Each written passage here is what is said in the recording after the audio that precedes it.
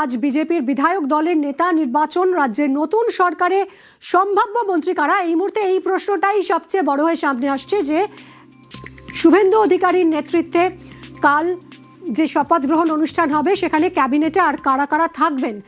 জল্পনা তুঙ্গে এই নিয়েও অনেক নাম সামনে আসছে। কারা এগিয়ে রয়েছেন সুস্মিতার সঙ্গে কথা বলবো। সুস্মিতা, ইতিমধ্যেই রাজ্যপালকে প্রথা মেনে আবেদন জানিয়েছেন শুভেন্দু অধিকারী এবং যেখানে তার সঙ্গে আর কারা শপথ নেবেন সেই নামও দেওয়া হয়েছে। মন্ত্রিত্বের দৌড়ে কারা রয়েছেন?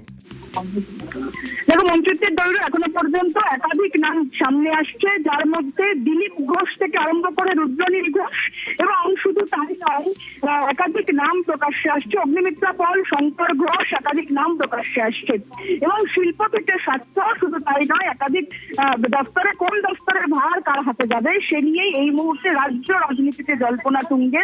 অগ্নিমিত্রা পল, দীপক বর্মন, রাজেশ মাহাতো, রাজেশ কুমার এবং রত্না দেবনাথ তার নামও প্রকাশ্যে আসছে এবং মনে করা হচ্ছে শরৎ মুখোপাধ্যায় তিনিও পেতে পারেন, ইন্দ্রনীল খান যুব কল্যাণ দপ্তরের মন্ত্রিত্ব পেতে পারেন, তথ্য সমষ্টি দপ্তরের মন্ত্রিত্ব পেতে পারেন রূপা গাঙ্গুলির হাতে।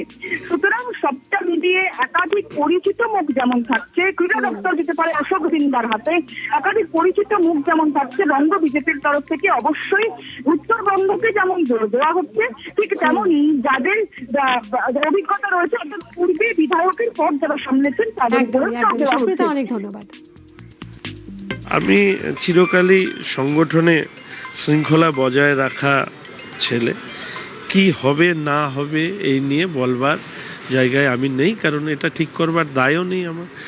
পার্টি যখন যা দায়িত্ব দেবে আমাদের পালন করতে হবে, আমরা সেইভাবেই কাজটা করি।